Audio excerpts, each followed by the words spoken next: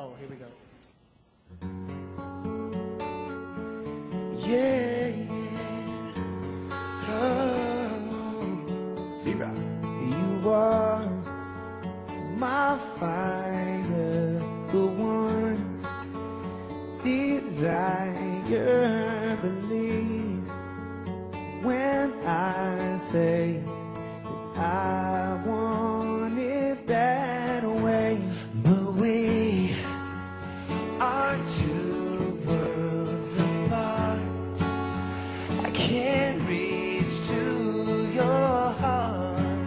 But when you say that I want it that way, tell me why ain't nothing but a heartache. Say, tell me why ain't nothing but a mistake. Tell me why I never want to hear you say I want it that way.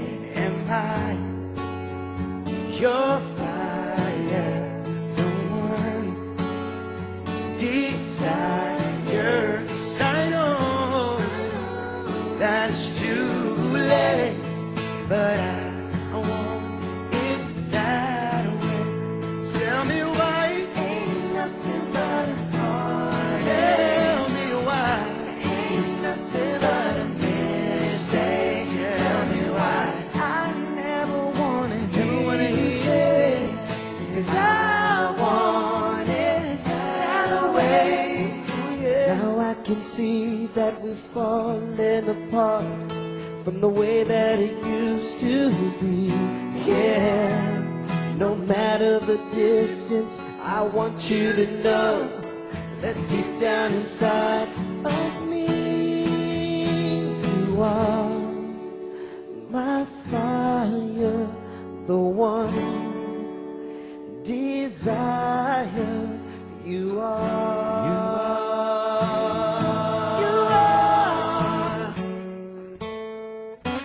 I don't wanna hear you say nothing but a heartache.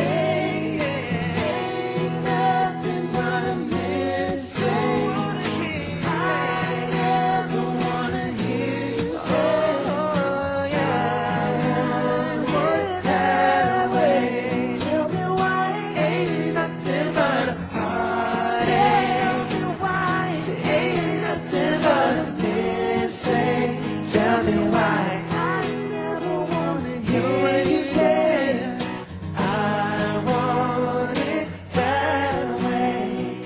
'Cause I want it that way. They are one of the biggest acts in pop music history. They've sold over 76 million records and have had more top 10 hits here and around the world than you can even count. And this morning we are so pleased to be spending the next hour with Backstreet Boys, starting right now on Private Sessions.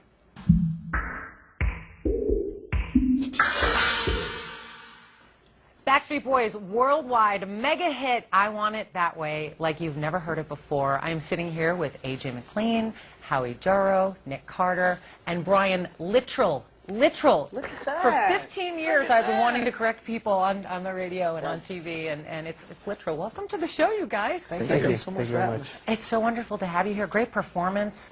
I got to tell you, when you strip it all down like that, it's like a new... It's even more intimate and new and refreshing. It's really cool to hear your music kind of stripped down. What made you decide to do acoustic for the show today?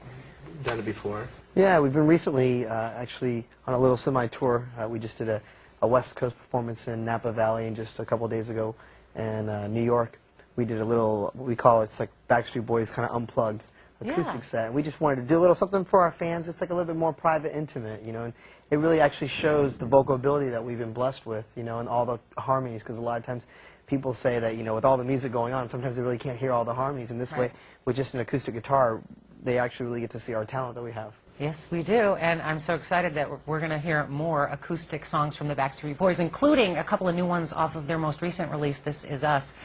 I want to talk to you guys about that album. It's your most recent release, and I read somewhere, I think it was Howie and AJ, or Howie and Brian, I believe, that where you said that musically on this new album, you wanted to kind of reach back into what made the Backstreet Boys who you are, and you made a conscious effort to find yourselves again. How so? You know, I think there was a time where the Backstreet Boys were almost too big.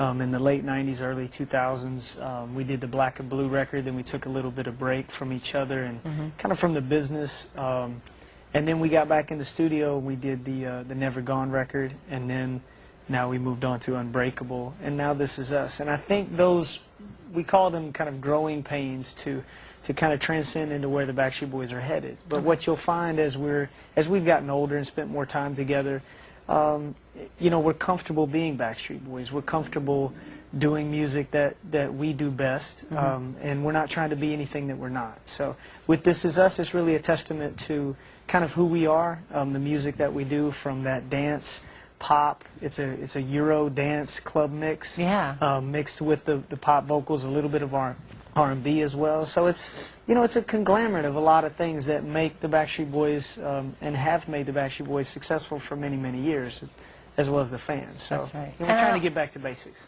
I love it, and I bet the fans love it too.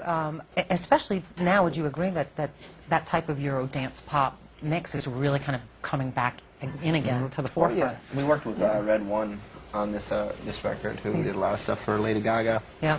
And he's from Sweden. And actually, the Backstreet Boys worked with artists on this album as well, like in the past, and when we first started, like Max Martin and Payne also wrote, you know, so it was all about just finding music that, you know, because we're fans of our music as well. We're fans of the music on the radio, you know, and we wanted to create music that we could listen to, and we could also, we could also take to the stage, and that was also entertaining as well. You know what I mean? Because I mean, we're not that old yet, and you know, we're, you know, we dance, and you know, obviously you'll see that later. Yo, behind the scenes, they taught me one of their signature moves, but we'll show that to you online. Kevin Richardson, of course, he left a few years back, Brian's cousin. What's been the biggest adjustment for you recording and performing without him, without Kevin? I think just, you know, when we first got back in the studio to make the Unbreakable CD, it was a little weird, you know. Is he late? No, he's just not going to come, you know. He's gone. But I think, you know, it took us a little bit to kind of dust the cobwebs off and go in there and just do it as four. But this is the new face of the Backstreet Boys now, and the door's always open if he wants to come back. We've seen him quite a few times since he's been gone. We saw him once in Tokyo. Saw him again recently when we were doing promotion for the brand new single, Bigger.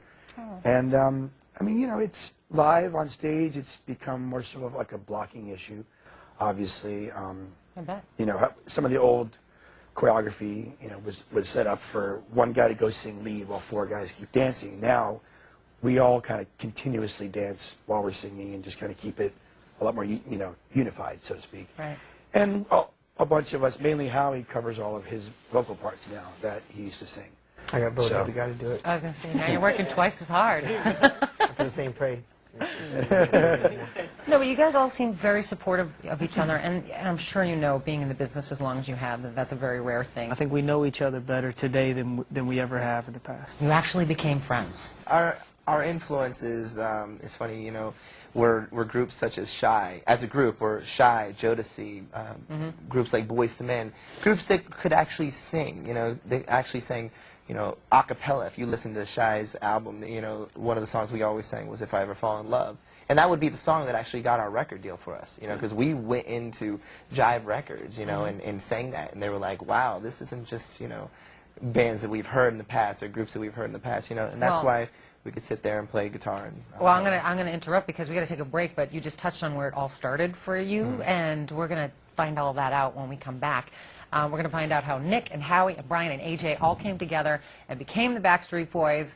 You don't want to go anywhere. We got a lot more music and a lot more with the Backstreet Boys when we come back right after this.